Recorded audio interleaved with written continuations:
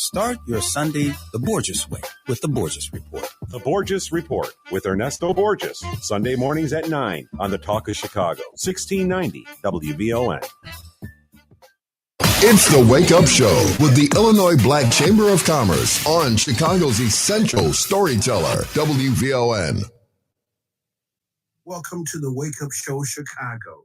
Rise and shine. It's the Wake Up Show, where every sunrise is a call to action. Powered by the Illinois State Black Chamber of Commerce, we are the champions of change, advocating for diversity, equity, inclusion, and accessibility in the world of corporate and government contracting. It's not just a show, it's a movement. So get ready for another dynamic journey as we wake up the world to a new era of opportunities and empowerment. Ladies and gentlemen, President Larry Ivory. Good morning. Good morning. Welcome to the Wake Up Show, Chicago. It's LaDonna Raeh, and you're tuned into the Wake Up Show, Chicago. Why? Because it's Saturday morning at 9 a.m., y'all. Brought to you by the Illinois State Black Chamber of Commerce, the ILBCC, each and every Saturday morning at 9 a.m. We'll be coming at you live on WVON, streaming live on iHeartRadio. And don't forget to subscribe to our YouTube channel for exclusive content. Just hit that subscribe button and stay connected. And you can also call us at 773-591-1690. But before we move on and I get you to our actual host, I'm going to give a big thank you and shout out to our sponsor, Wind Creek Casino Southland, for supporting this show and bringing important conversations to the community. They're allowing us to do so. So now, to kick things off, I just want to let you know he's no stranger to leadership and creating opportunities for Black businesses across Illinois and beyond. He is the president and CEO of the Illinois State Black Chamber of Commerce and the chairman of the board of the National Black Chamber of Commerce in Washington, D.C. Please join us in welcoming Mr. Larry Ivory. Thank you for all that you do in terms of being my co-host on this show. It is such a warm welcome when you kind of set this thing off. But also to our WVON listening audience, it's always a pleasure. And, you know, as we say within our organization, that we believe that our whole purpose is to strengthen Black businesses. And we tell people, and we say it consistently, the only way from poverty to prosperity is through entrepreneurship and capitalistic activity. So our goal every day we get up as a leader and as a member of our chamber, we push to grow Black businesses. And today we got some exciting things going on, LaDonna. There's a lot happening on Capitol Hill, a lot happening in the world. And so we're going to kind of talk a little bit about, you know, some of the noise that's being made out there. So it's going to be pretty exciting, a pretty exciting conversation. We only have an hour. We only have an hour, Larry. You're talking about all the noise. There's a lot of noise out there. Too much noise. Yes. Too much noise, LaDonna. So we're excited to have this conversation today on some of the things happening on Capitol Hill. I was fortunate to be a part of a White House briefing, and there's a lot happening. There's a lot of concerns about, you know, where we're headed, the impact, and I'm getting a lot of calls from, you know, Black business owners who are concerned about DEI, about you know, companies who have abandoned DEI on the corporate side. You know, you got government, you got corporate at the same time. So we're going to talk a little bit about that, LaDonna. What do you think? I think it's a good idea because there's some misconceptions out there and some confusion going on. I hear so many different perspectives that they don't necessarily come together to address the actual issues. Absolutely, absolutely. So, you know, one of the things that I say that we need to do is that there is a executive order that was issued back in 1965 under the Lyndon Johnson. Lyndon Johnson, yeah. Yeah, Lyndon Johnson information. That was an executive order that really pretty much spoke to the issue of hiring minorities And as it relates to contracting, hiring minorities, but also they had some impact upon contracting too. And Can you expound on that, Larry? Because that right there is what I'm hearing, the differentiations when people post on social media. well, the whole thing with the executive order, and keep in mind, um, for our listening audience, for those who most of you probably know, but an executive order is an executive order. Any president can do an executive order, and any president can, as Trump did, decide to do away with an executive order when they come into office. So an executive order is not permanent, that it has to stay there because another president could come in and the executive order can absolutely change. But what happened under the current Trump administration is that they got rid of Executive Order 11246, is what it was called. 11246 was the executive order that was put in place. And basically, what that really came down to is that this is where, in the time of the civil rights movement, Dr. King and all these things were happening. Lyndon Johnson understood that America was changing, and he understood that we couldn't have one America and another America. So he instituted by executive order that's been on the books since 1965 that there should be an opportunity because the numbers pointed out the fact that even though Black people pay taxes, that there needed to be something done in reference to hiring and making sure if you're getting federal money that there is a portion of people that you hire have to be minorities. Now that included women, that included African American, Hispanic, Asians, but it was clear by executive order that companies who, not companies, but agencies like the IDOTs and government agencies had dealt with contracting, who dealt with construction contracting. And keep in mind, I said construction contracting, that they would have to comply with making sure that they had an affirmative action plan to make sure that African Americans and other minorities were hired. It also had an impact upon contracting at the same time. Trump fundamentally, by executive order, did away with that. And that's what the whole debate is about. Now, did he also do away with corporations and say to corporations that you, no, he did not do that.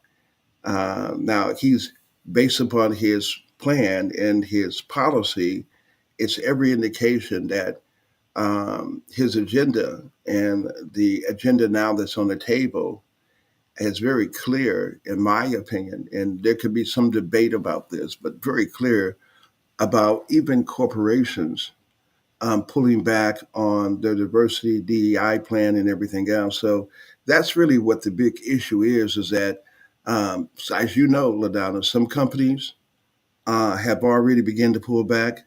Some companies are staying firm in their commitment. One an example is Costco's, while others have pulled back, and there's a list of them that we'll probably get a chance to talk a little bit about in terms of those who have pulled back. But more important, we're going to focus on those who are still doing it, like at Chase Bank, Jamie Dimon. These are just two of the companies who have made it clear that diversity, equity, inclusion is good for business, and there's great profitability in it. And data shows that throughout the data information. But let me at this point go back to something else. Mhm. And when we started doing minority participation and so on and so forth, when we fought and died for it and sat at the counters, got dog sick on us, everything you could imagine, we fought for that.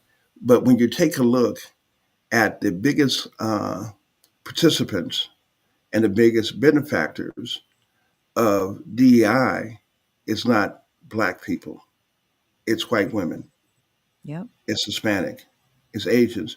Really, we're at the bottom of the totem pole when it comes to benefiting from DEI. When you take a look at the numbers, and the data is true, that white women are the biggest benefactors of DEI. So I'll pause there, LaDonna, because I could go on a little bit longer on that particular subject in and of itself. But I know one of the things we want to do today, because there's a lot of questions, and some questions we may not be able to answer today. But if you're a listening audience and you want to chime in on this and get and tell us what you think or what you know, we would be more happy welcome you to call in and just get involved with this conversation early. Yeah, Without for a sure. you. Yeah, think about does this really create a wealth gap? Does this continue to increase the wealth gap when you are fighting over crumbs? Because if you have a DEI initiative in place that's been in an executive order for 60 years, then and now all of a sudden white women are the ones that benefit, Hispanics, and we're still fighting over air, then how does that widen the wealth gap even being in place? So maybe this needs to be restructured so that we're not fighting over the little bit that we're getting, because we're only getting, well, I should say the DEI was only giving about 4% to African American companies. Am I saying that percentage right, or was it 3%? It was actually about 3%. Mm-hmm. If you take a look at federal contracting, uh, that the numbers point that African Americans were getting less than 3% of the federal contracts for the federal government. And some people have the philosophy that DEI has never truly ever worked for us anyway. That we were the participation was so marginal that it really didn't matter. And some of the opponents out there believe that it's about time for us to not to take a look at the 3% or the crumbs, we might say, and take a look at the 97%. So Mm-hmm. it's a whole different philosophy of thinking. I think what we're seeing here under this administration, that people are beginning to ask themselves, how do we, and it's a very important question, how do we combat some of these things that we believe are not very beneficial to ourselves, our community, our Black businesses, Mm-hmm. and begin to try to figure out how do we deal with this? And there's different strategies, but more importantly, I think it's going to force us, LaDonna, to come together like we used to do, and be more intentional about helping each other, because I think we may be in an environment where coming together and working together will be beneficial to our own success and continue to grow in our businesses. Well, there's quite a bit of findings that I have here, that, since you and I started talking about this back in 2023 with the repeal of affirmative action, you had already stated that other programs like this would start following. And I recall going to Lobby Day last year where we got the opportunity to ask those federal agencies about the selection process versus the DEI program itself. And the top answer was, or pointed to, being able to compete, you had to qualify. In order to compete, you had to qualify. So if you look at the fact that some of our Black corporations, industries, entities, they qualify, but they don't get a chance to even show their capability statements. They don't even get a chance to bid. They're not part of the selection process. That's where the DEI program is falling short. Am I saying this correctly? Well, no, I think first, let me just clarify. It wasn't federal agency, it was state agency, because we were dealing with the state agencies, but those state agencies get federal money, like IDOT. But we were dealing with state agencies, and we were looking at their numbers. And what we saw when we went down to Springfield, that I think you witnessed and others witnessed when we Mhm. went down Springfield, as we met with leaders of agencies and who we had and most people believe a robust DEI or robust minority participation initiatives in Illinois, that in spite of all that, our numbers were pretty insignificant still in the state of Illinois. And that was concerning to all of us because when we took a look at whether it be the Department of Corrections, whether it be the IRS, whether it be the Department of Commerce and Economic Opportunity, those agencies, when we took a look at the participation with CMS and others, we simply were not showing up on the contracting side. Now, we did have some diversity in terms of who was being in leadership. Um, in Illinois, there's strong diversity of African Americans in the roles that they play, and sometimes heads of agencies like the Department of Corrections and other agencies are in some real significant role. But the real question for us, I think, when we were in Springfield was how well was Black businesses doing when it came to contracting? And the question was it wasn't faring as well as it should. And we were clearly seeing the fact that even though we had, in some perceptions from the outside, a robust campaign for minority inclusion, that our numbers still did not reflect the type of numbers we would want to see, and that was concerning to us, and it's always concerning to us, quite frankly. Yeah, as it should be. We have Robert Johnson on the line from Solomon Group. Good morning, Robert Johnson. Attorney Hey, good Robert morning. Johnson. Let me put a handle on it. put a receipt on that name. Good That's morning, right. LaDonna. Good Good morning, morning. Larry. How are y'all? Doing Just fine. well. Hey, Robert, there's a lot happening. Give us kind of your take on what's happening on Capitol Hill when it comes to DEI and when it comes to other issues, because there's more than just DEI on the table, from citizens' birthrights and a whole host of things, tariffs that the president is looking at putting tariffs on China, Canada, as well as Mexico. That will have, from an economic perspective, anytime you put tariffs is a tax. And that tax comes back to us because that cost is borne by the taxpayer. So if you're building a car in Michigan and you're having your parts from Canada, when they put a 25% tax on tariffs on Canada, that reflects in your car price. So car prices will go up if things continue as is with a 25% tariff, if that's done. Well, I was listening to you and LaDonna talk about the impact that the White House has had on essentially dismantling or starting the dismantling of DEI. And what we're essentially seeing is the implementation of Project 2025. I mean, this is straight out of the playbook of what they said that they would do if they got into office. And unfortunately, while they had a plan, we have not come together to figure out what our plan is in response to it.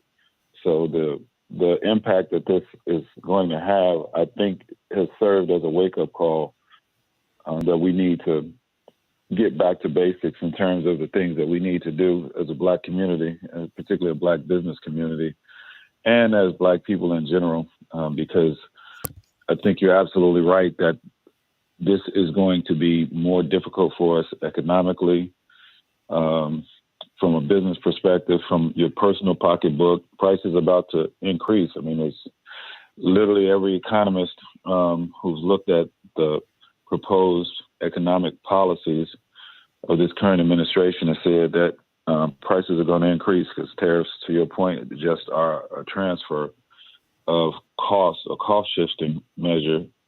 I don't know one person other than the current administration that believes that imposing tariffs are going to cause companies to relocate to the United States because it makes the cost of their goods for them, the production of their goods, cheaper.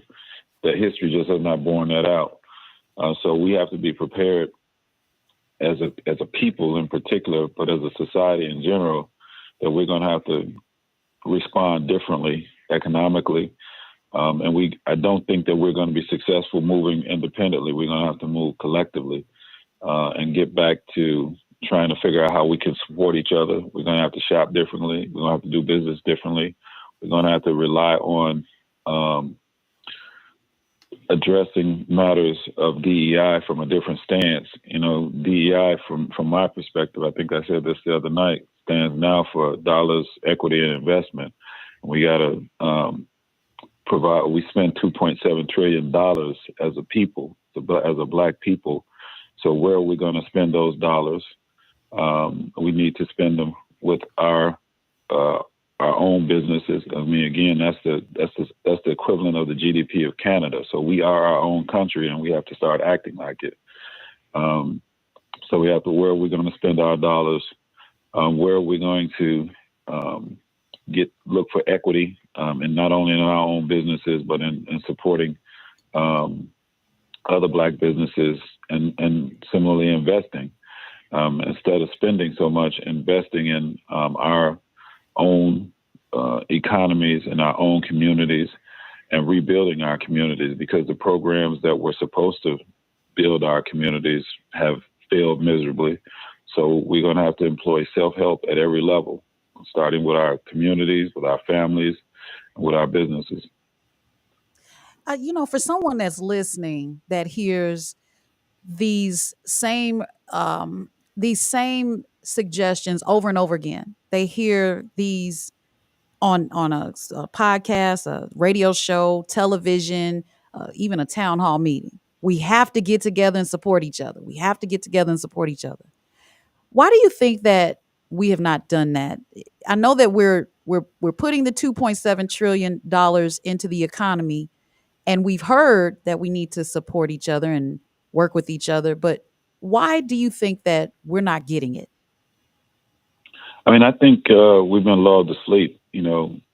I think a lot of times we have bought into the hype that we were making progress, whether it be under these programs or, Larry alluded to that there were people in places in different departments. And I think that has given us a false sense of advancement, seeing, Black folks on TV, as newscasters, as sprinkled in these different places. But when you look at the actual raw data, we have not really advanced economically since emancipation. I mean, our impact economically was 0.5% of GDP after emancipation, and in 2025 it is still 0.5% of U.S. GDP. So that suggests to me that there's been a lot of moving of the pieces on the chessboard, but we are not playing chess. We're moving around like pawns, but we're not checkmating most of the major categories that we have. I mean, there's 41 million Black people in America, and there's only 2 million Black millionaires. Mm-hmm. Well, we're coming up on a break, and I want to, when we come back, I want to ask you what has to happen in the Black America so that we can move the needle forward. Right after this, we'll answer that question. Road to thrive. In Illinois, we got the resources to keep you alive. Join the chamber today and elevate your game. Together we'll succeed. Fuel that business flame. Join the movement, feel the business vibe with IOBCC.org. You'll always strive. Elevate your brand and take your place. The strongest community. We set the pace. Networking's the key. Doors open wide. Workshops and support. We'll be by your side. From contracts to funding, let's make it a win. The Illinois State Black Chamber of Commerce is where it begins. Visit IOBCC.org and make that bold start. Together, we'll build businesses with hearts.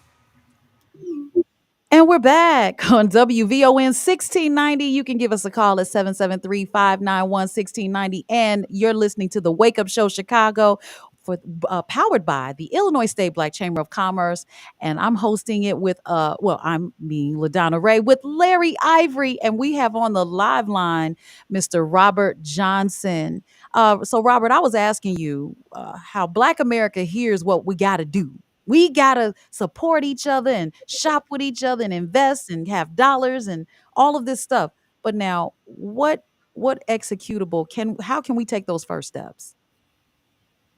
Well, I mean, I think one of the things that we can start doing that's tangible, and as you've already started seeing aware of who your allies are and who is it that is not standing with you.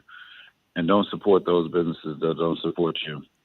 I mean, there's a list of folks who have rolled back their DEI programs. There's a list of individuals and organizations that have succumbed to what this current administration has put out there as it relates to its agenda for Project 2025. And be aware of that. Be mindful.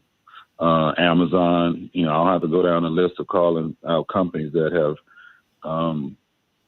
roll back their DEI programs, but be aware of those and change your shopping patterns. I mean, that's one thing you can do. This Buy Black movement that we've been trying to get off the ground for probably the last 2 decades, to your point, has had limited success.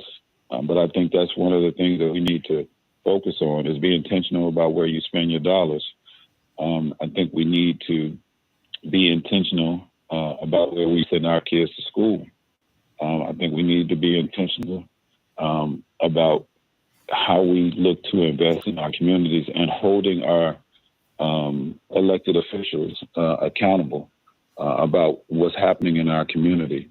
I think we need to have candid conversations with our children because there's been a concerted effort and it's going to ramp up in terms of whitewashing and erasing our history, and for them to understand what's actually happening. I mean, we have been here before, and some of the same strategies that we used before, I think, are strategies that we're going to have to go back to. Being intentional. Oh, sorry. Go ahead. When you said that Amazon rolled back their DEI, now we've heard this. What does that mean exactly? Because in my notes, it shows that they're one of the companies that have reduced their DEI efforts in the last year. They're rolling back their DEI initiatives. Can you please tell me what that is? So what they and many companies have done, they've removed the language of DEI internally as in their companies. I don't want to call them mandates, but in their programs in terms of creating safe spaces for people of color within their organizations. They have eliminated programs that sought to give people of color and women and the LGBT community an opportunity to level the playing field. They've reduced their spend on outside programs that supported these same groups.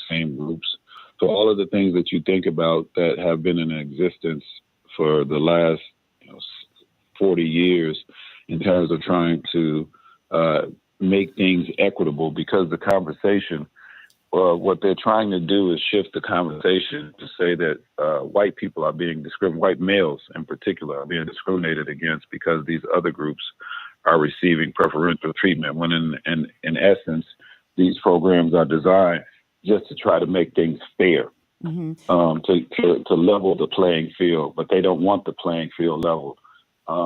Because despite all of the things that I said previously before the break in terms of how we still have not advanced to a level of equity, they don't even want the possibility of that happening.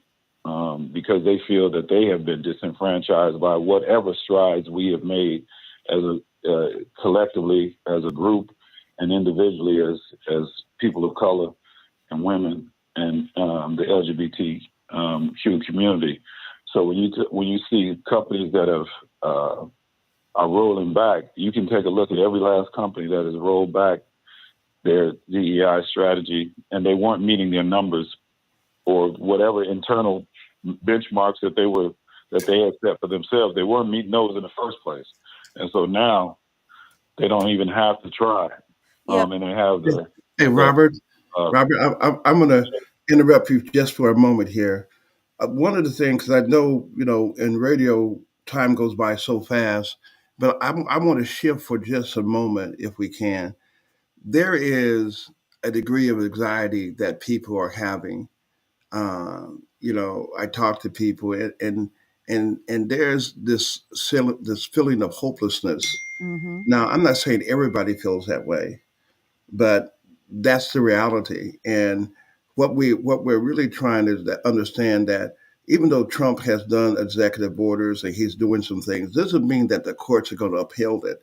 And even though he has some things in terms of Capitol Hill with the Congress and everything else, doesn't mean it's going to be as he hoped it was going to be. But I know we got a caller down. Let's take the caller and then let's come back to some of the things that we want to talk about. All right. Hi. Good morning, Dennis. Welcome to the Wake Up Show, Chicago. Good morning. Let's do a little level setting right now. Okay. What did we do before DEI? Okay. A lot of people misunderstand what DEI originally was supposed to be about. It wasn't DEI was not strictly about purchasing products or selling products to somebody else. DEI was meant to also be inclusion of office practices and hiring practices, not just purchases and everything. So even though Target and all these Costco say we're rolling back their DEI, well, let's examine that and let's look at what they really mean. Are they getting rid of people of color in their offices, or are they not going to hire people of color in their offices? I mean, a lot of times we use that term DEI. We look at it as a crutch. Okay, I'm sorry, but I grew up and I worked before they had DEI. I was quite successful getting jobs. I own my own business and everything. And now that DEI is around, I'm going to continue to do that. John Rogers, look at him for a time. He's successful. Did DEI help him? Well, I don't know. I don't think so. Maybe so. The connections helped him a lot. Oprah. So we can count a lot of people. A lot of people are successful as Black and being able to make it a success in society. What we don't do is we just don't support one another. We don't support Black banks. We don't support one another in terms of education. I was excuse me. I was in charge of a PTA group one time in school. And it was in a Black neighborhood. Do you know, I never saw one Black male come to a PTA meeting or come to see about their kids in the school. Hey, we are our own. Dennis, we can only give you so much time, so we're gonna need you to kind of close it out so we can take other callers. Thank you, Dennis. Dennis, that was a very good point. We're going to leave it right there. We have former Congressman Reynolds on the line. Good morning, former Congressman Reynolds. Good morning. How are you? Doing well, sir. Good morning, sir. How is my dear friend and leader, Mr. Larry Ivory, doing? I am doing fine, Congressman. I am so glad that you called in as a Rhodes Scholar and being on Capitol Hill, being one of the first Blacks to ever sit on the Ways and Means Committee and traveling the globe, in Africa. You bring a great deal of insight, and I surely would love to hear your thoughts and your perspective as we talk about, what's happening on Capitol Hill and the stress it's causing some of our people, and a lot of people, not just Black, but everybody, quite frankly. Well, Larry, President Ivory, what we need to clarify, and you're absolutely correct, and some of your previous callers have really been correct and have really good insight, especially the lawyer that was on earlier. But what we need to try to do is clarify exactly what's going on when you hear DEI and what that means. One of the things that we do as the Black community, we're ready to boycott or ready to keep our money out of places, and we should. But what we also have to amplify is the companies that have decided to stand with us, and when it comes to DEI. First of all, we need to understand what DEI is. DEI was an effort to bring in more Black people at all levels of a particular company. And so when companies say, like McDonald's says, we're not going to be involved more in DEI, or Walmart, are they saying they're not going to hire Black folks or women or the gay community? We have to clarify that. But we also have to focus, and Larry, you and I have talked about this quite a bit. We also have to focus on the people and companies that are standing with us. For example, you've got Costco. Someone mentioned a moment ago that Costco has gone back on their DEI. They have not. They have been very forceful in saying that they're not going to go back on the DEI. and J.P. Morgan Chase, Jamie Dimon, it made it very, very clear where they stand on that. And then you have Apple Computer. They've said they're going to stay with DEI. They're going to stay with their hiring practice. Then you have, and one more here, you have Goldman Sachs and another one, Microsoft. What we have to do is we have to celebrate our friends, and we have to push forward with those people and with those companies and show leadership. Al Sharpton, been around a while, so people don't always think that he knows what's going on. But his efforts to show up at Costco with about, I think it was between 100 and 500 Black folk shoppers. They did a buy-in to support Costco's efforts to stay with us with DEI. And so that's what's important. We have to fight. When Donald Trump makes these pronouncements of these EOs, that's not law. That's policy. And so we could not be intimidated by this. We need to stand up and fight. We've got some brilliant minds in the Black community, and those minds need to step up now and fight this fight. Well, Congressman, thank you a lot for that insight. And I surely hope that you take the opportunity to call in on an ongoing basis to give us your insight in terms of what you've seen, because you got a lot of experience, a lot of insight, and it's important. So, Robert, we have the Congressman. Any particular questions that we want to ask the Congressman before he gets off the phone?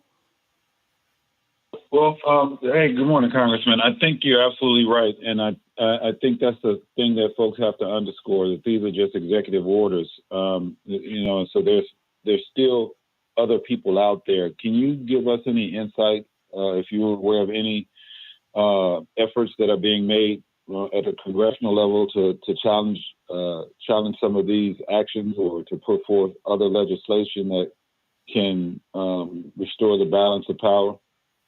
Well, I thank you so much, and thanks for your kind words.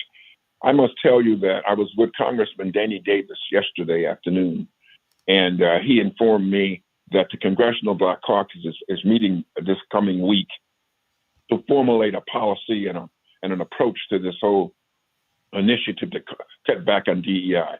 And again, the first thing that we must understand is exactly what DEI reflects, and that was in their hiring practices.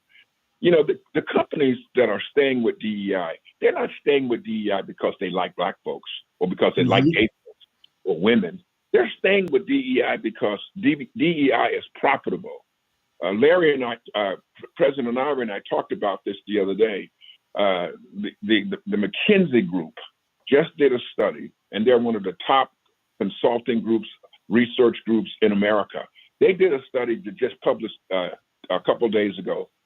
The companies that have included DEI in their approach over the last 10 years have seen a 21% rise in their profitability. In other words, the diversity has brought more money to their pocket. And that's the bottom line. So there are companies that are reacting because they've been intimidated, saying we're getting away from DEI. But we must, again, celebrate those companies who are standing with us. And we also need to confront the companies that are saying they're getting away from DEI. Once again, ask them, what do they mean? Are they not going to hire us? That's the question. I agree. Well, Congressman, thank you a lot. LaDonna, go back to you. I know I interrupt you a couple times, but this is a exciting subject. No, I was going to say we have the greatest appreciation for Congressman calling, or former Congressman calling in and setting some of these thought processes straight. And Robert, you the same. I mean, we definitely need this. But we do have Israel on the line. Hi, Israel. Welcome to the Wake Up Show. Yeah, thanks for taking my call. Can you hear me? Yes, we can. Hey, Bob. President Ivy, man, long time no here, but man, I've been out here fighting, and you've been fighting. I'm kind of confused with DEI because I looked up the numbers, and DEI says white women, gays, everybody getting money but us. I think we getting 0.001 or something. I mean, is it worth fighting for?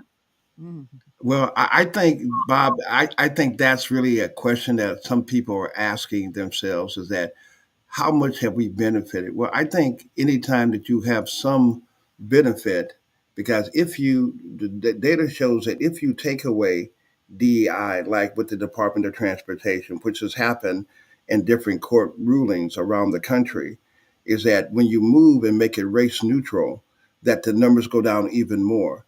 So I think that our whole philosophy has been we've been fighting over crumbs. We need to really change our whole perspective. Instead of thinking about getting the DEI portion of the spend, we need to be getting the 97% or the 95% that the other boys are getting and compete as prime contractors, grow our businesses, become independent, think globally, and stop relying upon them to come and help and save us. Because I think the only people going to save us is going to be us at the end of the day, Bob. And I agree. That's why I'm asking. I saw the numbers. Somebody wrote out the numbers. 70% white women, Chinese get this much, Asian, gay, Mexican. I think we at the bottom of the totem pole like usual. So I was just wondering personally if we're fighting for. And last but not least, I know you got other callers. I went out to the Tollway Board quarterly meeting yesterday. They got billions and billions on the table. I don't know if they said DEI, but I think they said blacks or minorities got 14 million out of billions. Yeah, well, that's where we have to continue to fight, Bob. I know the leadership of the tollway, of IDOT, and all these companies. We have to always be in their face, challenging them, and then also making sure they understand that there's consequences. And I think what I would say in consistency is that people will not change their behavior if there's no consequences. The question is, what are the pain points for doing the wrong thing? If there's no pain point, people will not change. My mother had a real philosophy of when I did something wrong, how to get me back in order. And that meant she put something on my butt. And I understood that when she gave me that look, and if she didn't get, if I ignored that look, there was other consequences. And I knew that I didn't want to do that because there was some pain involved. We have to be able to make sure that people understand with all the spending power that we have and all the power that we have, and sometimes we don't exercise our power and we're afraid of the consequence when we stand up and speak out. I don't know, take off. Did you hear about the pain they putting Bob McGee through over there at the Obama Center? No, I didn't hear about that, Bob. You're gonna have to give me a call and run it down. Yeah. So Thank you, what's Israel. happening there, Bob? Oh, go ahead. You want to hear? It's Let's make it Israel. real quick, Bob. We just lost them. We have to leave it right there because we're getting close to the end of the show. It's 9:50 on the Wake Up Show Chicago. I know, I'm telling you. You actually mentioned it earlier, and this type of topic can actually we need like an off-site continuation, seriously. But I do have a question for the Illinois State Black Chamber of Commerce. I know that we're on the Wake Up Show Chicago, but the Illinois State Black Chamber of Commerce did a scorecard for the state agencies several times. Is there a such thing as a scorecard for these contractors that may be based on like a qualification based scorecard that says, listen, we have submitted our bid for these particular contracts, and based on our scorecard, we have everything in order. Why are we not part of the selection process? See, we have to play their game. Maybe using the race card may have to be put to the side. I don't want to say it in a negative way, but if we were to use and play their game on the merit base, I hate that word, gosh, but if we were to do it on a qualification based scorecard and say, listen, I've checked this, I've dotted this I and crossed these T's, why have these several hundreds of companies not been part of the selection process? Is there a way that we can do that? Well, LaDonna, one is that when it comes to procurement, like state procurement, sometimes in construction, it's what you call a hard bid. And this is by law. Say, for example, you have a spec and they tell you what you're bidding on, and you got to take your equipment costs, your labor costs, and your equipment or labor and your material costs. And you put a bid and you put your profit in there. And a hard bid means that if you're bidding on something, the lowest responsible bidder, and I say the lowest responsible bidder because it's important to understand the language. Mhm. So even though you bid and you have good numbers, doesn't mean by contractual law and how the world operates. If you're not the lowest bidder, if you're $10,000 higher than somebody else, no matter who it is, and you're a responsible bidder, then you cannot win the bid. There's just no, if you do that, you're going to get sued because even though you bid it and everything else. So we have to be able to make sure that we're competing. And that's why you have the DEB, the minority goals that are set, that are there, where, it's like the sheltered market, as an example, real quick. The sheltered market says, look, what we're going to do, because there's discrimination, and when you get into procurement, it's very complicated. There's a lot of ins and outs that you have to be aware of in terms of procurement. So when you take a look at how procurement is done, and you take a look at how bidding is done, it can't be just because we put in the numbers and we've done everything right, we got a great company, that we're going to win the bid. We have to compete and be the lowest responsible bidder in order to do that. Now, there's some games that you can play even with that, but that's something that we could get into, I think, at a different show, because I think people do need to understand what it Yeah. takes to be a responsible bidder. And then even when you're a responsible bidder, sometimes there's games that people can play. The politics of bidding. Robert Yeah. Johnson, we don't want to forget that he has had some insight. Larry, I know that you had a question for Robert. Go ahead. Hey, Robert, from your perspective, I think in Illinois that what we haven't seen, I think the governor has made comments about different things. I haven't seen a press conference on DEI. Now, maybe I missed it, but I didn't see a press conference with the governor standing up in front of everyone saying, look, this is an attack on DEI that's hurting the collective whole, and we're standing. And I think that Illinois is standing firm on its commitments based upon the conversation with the Attorney General, Kwame Raoul. But I think there needs to be more leadership to talk about why this is important, why the state of Illinois would lead in terms of continue to fight for equity and parity. And that's really all we're talking about, because I always say if you know, there's no discrimination when it comes to collecting taxes, there ought to be no discrimination when it comes to giving contracts. So I'm going to pass it to Robert, give Robert kind of the closing thoughts. Robert, what do you think? What do you think we need to know? What grain of what nuggets of wisdom do you want to share with the audience before we close out here? Thank you, Larry. I do think the state of Illinois, based on the actions this week of my good friend Kwame Raoul, is trying to push back along the lines that the congressman was speaking about. But I think there's an opportunity for us as an organization representing Black business and you representing the National Black Chamber of Commerce. And as the congressman talked about, the CBC, the Congressional Black Caucus, and the Illinois State Black Caucus coming together to formulate a plan and provide guidance and to provide direction. As I stated at the beginning, we need our own Project 2025. We need our own agenda so that we can answer some of the questions that LaDonna was talking about earlier in terms of, we've heard this before, but what are we going to do differently?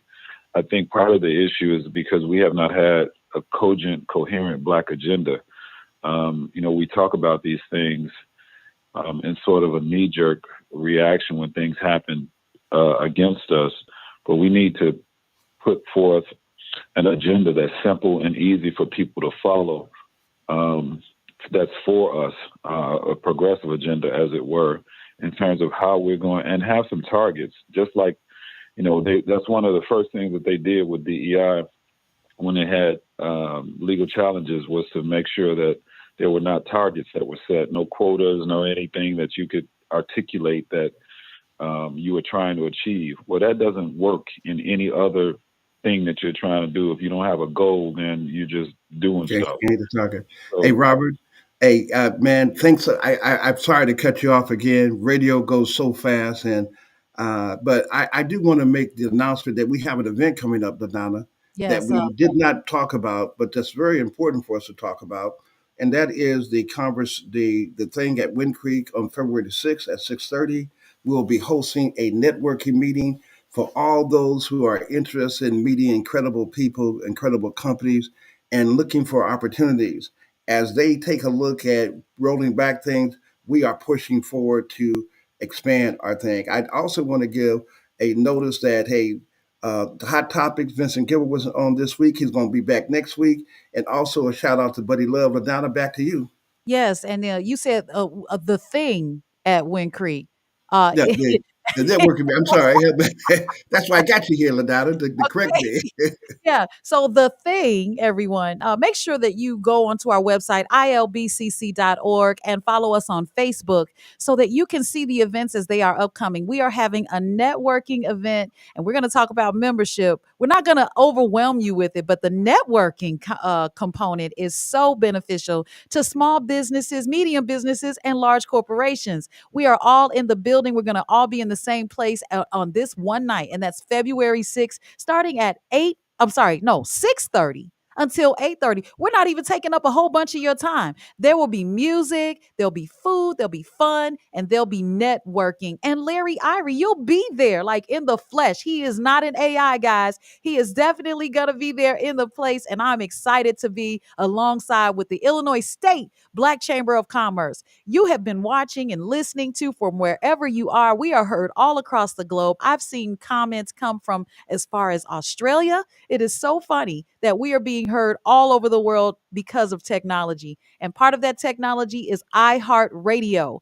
So when you go to iHeartRadio and you look for WVON Chicago, you can find us every Saturday at 9:00 a.m. Central Time. Keep that in mind.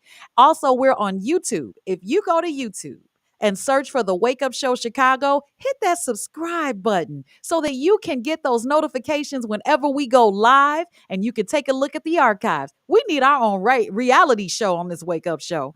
Also, we're on Facebook, and if you go to Facebook, you can always see what we have to post right away, because that's where the thing will be hanging out with the information and details on how you can attend and make it work for you guys. We're so happy and proud of all the new businesses that were born in 2025 and more to come. And those that made it through the years of up to last year, congratulations to you as well from the Illinois State Black Chamber of Commerce. Membership has its benefits. That's right. So, Larry, did I miss anything except for our sponsor at Wind Creek, Southland?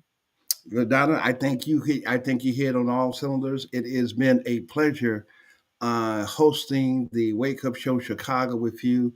And to our listening audience, please engage. Let us not let what's happening give us this sense of hopelessness that I sometimes see in people. I think we are enormous, resilient people, and we're going to have to fight and make sure that we don't let this thing get out of hand. So, hey, I'm prepared to fight for you, and I know you're prepared to fight for yourself. So let's make a difference, and let's make sure we have a brighter future for our kids. And we don't want to be the group that said we gave back everything that our parents fought and won for us. Yeah. And that's coming from the man that said 80% of our problems are tied to money. Come on. Go get the money. Go get the money. Go get the money. That's your contracting and contracts. All right. Thanks to all of our callers. Thank you so much, Attorney Robert Johnson. It's always a pleasure to have you. Thank you to the former congressman. Thank you, everyone. And we'll see you next Saturday on the Wake Up Show Chicago, right here on WVON 1690. Bye-bye for now. Get ready to wake up to the pulse of progress as we amplify voices, break barriers, and illuminate the path towards a more inclusive tomorrow. Follow us across the socials at The Wake Up Show Chicago. Be sure to like, subscribe, and share. It's The Wake Up Show every Saturday morning at 9, where change begins with every sunrise. Welcome to The Wake Up Show Chicago. That's the end? The talk of Chicago is 1690 WVON, Berwyn, Chicago. Saying his